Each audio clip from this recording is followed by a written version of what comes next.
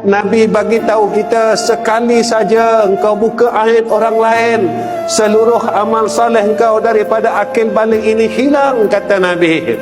Tak ada dah tuan-tuan pada suratan amal kita yang kanan. Besok tatkala kita menemui Allah, kita memandang kepada yang kanan, suratan amal yang kanan, kita bertanya, ya Allah, mana semayang kami, mana puasa kami, mana sedekah Jumaat kami, mana umrah kami? Allah kata tak ada.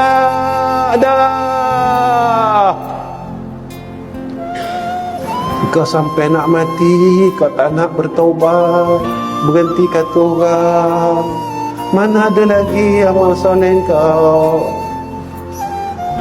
Tuan-tuan, kita ni tak kuat sebenarnya masuk neraka, tapi kita berlagak macam orang kuat nak masuk neraka.